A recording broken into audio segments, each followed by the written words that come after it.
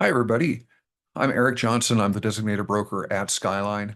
And today I want to talk to you about working with your sphere of influence, working with your database, and staying top of mind with your clients, past clients, that kind of thing. So, number one, want to talk a little bit about the term sphere of influence. These are people who you know. You may know them from a lot of different backgrounds. It could be past clients, it could be people who have met you through leads, it could be people that you worked with before, people you went to school with before. It could be people that you socialize with. It could be the other parents on your kids' sports teams. It can be group hobbies that you're involved in. There's a lot of people that you know out there. Um, so we want you to create a database with literally everybody you know, okay? Now, hopefully you've got physical addresses for these people. If they own a property, you can usually find that through the MLS on Realist.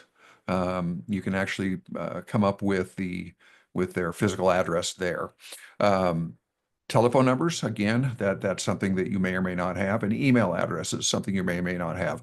The more information you have on these people, the more you can get in front of them, and that's the goal. Okay, so on a previous video, we talked a little bit about a social media strategy. That's going to be other people that you know. Social media is different in that you may have never actually met the people, but you know them kind of through other people, through other it's a different type of networking. But these are the people who you would actually come in contact with, people who you've probably met in person. Okay. One of the ideas is that we want to stay top of mind with these people. When they think of real estate, when they are talking to a coworker who is thinking about buying or selling a home, are they thinking of you? Are they dropping your name? Are they recommending you? Well, that's what we want to do is create an environment where they are staying in touch with you all the time. Enough anyway that they know you care about them and they therefore want to return the favor by referring you. So one of the things we want to do is when you work with that database, we want to come up with a strategy for what to do with them. Now, in your database, I want you to label everybody in that database um, with A, B, C, or D. And bear with me for a second here. So A's in your database are the people who they already promote you. They will promote you without any prompting. If they hear the word real estate, they think of you and they immediately rave about you to whoever's talking about it. Then there's the B's, okay? These are people you would label with a B. These are people who would probably promote you, but they're going to need a lot of reminding. These are critical people to stay in contact with. Because your whole goal is to move them to A, where they don't even have to think about it. They drop your name at the mention of real estate. And then there's the C's. Okay, these are people that they're not natural to promoting. It's not you don't see them raving about restaurants on Facebook or talking about the concert they just went to or whatever. They're not natural promoters. They might promote you. They're going to need some strong reminders. They're probably going to need you to give them permission to do this. They don't think about it. They may not feel comfortable doing it. So you need to make them comfortable. So give them that permissive push to do this. Um, Ultimately, you're going to try to move your C's up to B's where they'll probably promote you, but you got to stay in touch with them. Or you might move them to D's. And what's a D? A D client is somebody you might want to consider removing entirely from your database. They're not worth a lot of time or effort.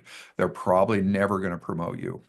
Even if you prompt them and prompt them, maybe if you paid them enough money, they'd promote you. But in general, these are folks who Yeah, maybe they are another real estate broker. By the way, if you've got other real estate brokers on your Sphere database, remove them.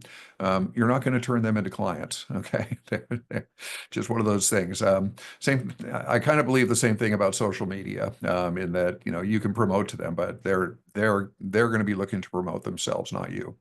Um, Anyway, so the reason we want to do this, we want to move these people around and get them in the right place, is because then you're going to be doing what we call the 10-3-1 program. Okay, so um, just to digress just a tad, every single person in your database that you are actively staying in flow with, you're communicating with them, you are talking to them, writing them letters, having face-to-face meetings.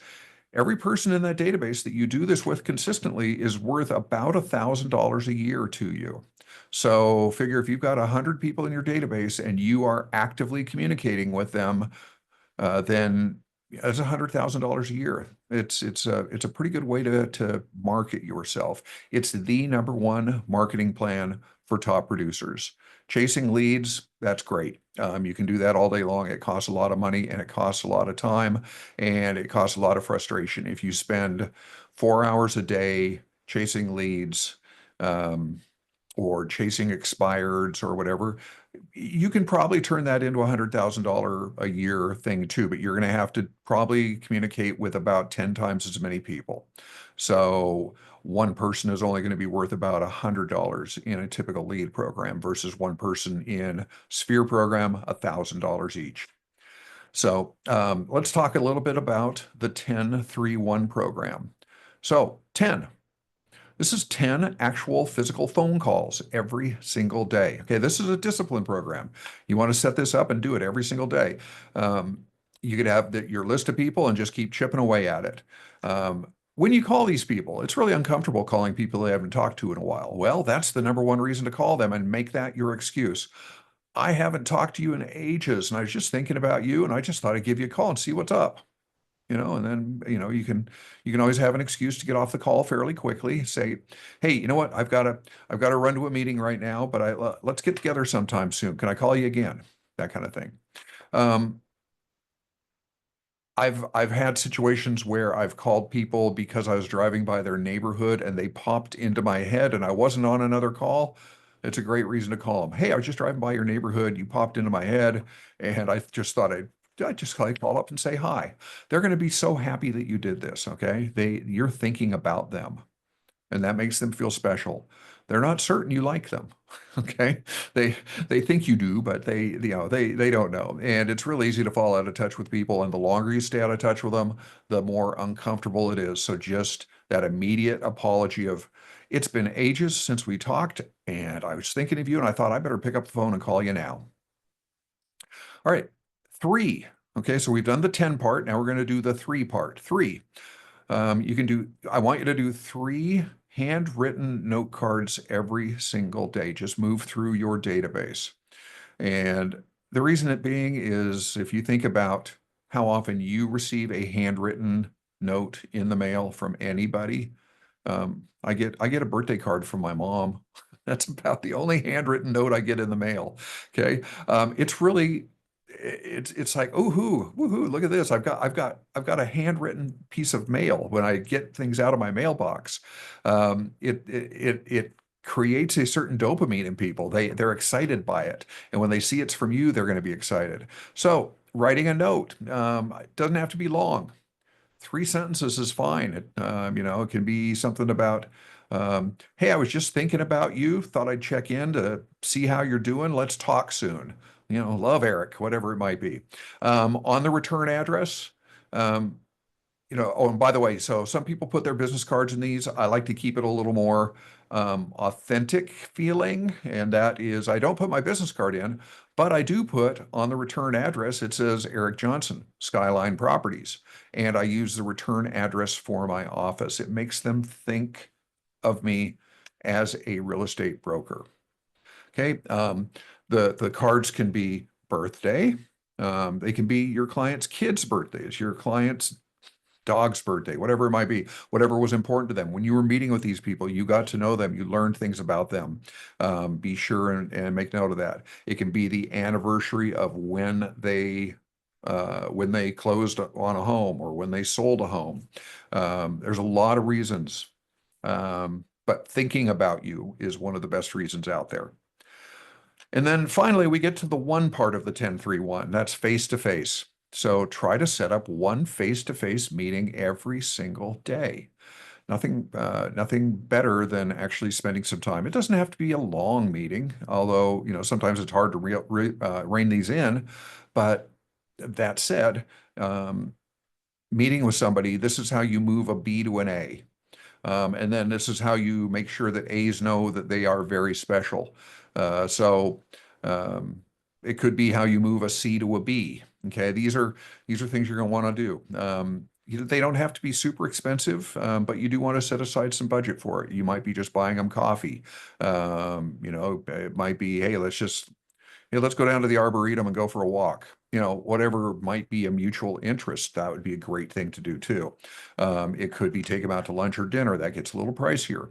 And if you're doing this every single day, you don't want it to be something that's so expensive that you're discouraged from doing it. So come up with other ideas.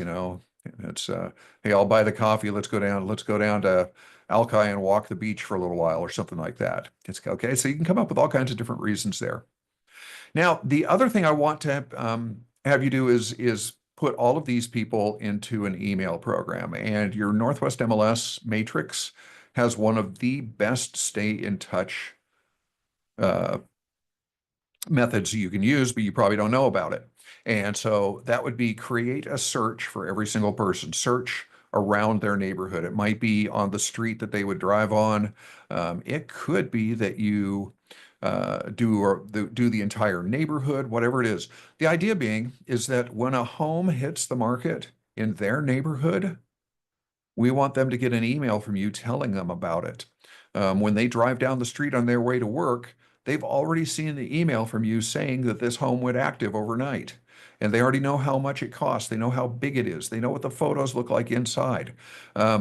This makes you look like a market genius, okay? You know the market because you're sending them stuff as soon as it happens.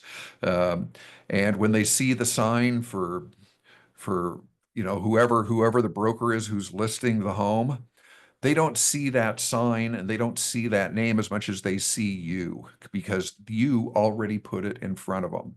Okay, so use your searches for that. If you don't know how to do a map search, go into the Northwest MLS and take a map searching class. They've got several. They've got one on several different search techniques, but that's one you can use. Okay, so that's it for this one. So give us a call, your managers at Skyline, if we can be of any help in helping you set up your database and how to communicate with people so that you can stay top of mind with your entire sphere all the time. Have a great day.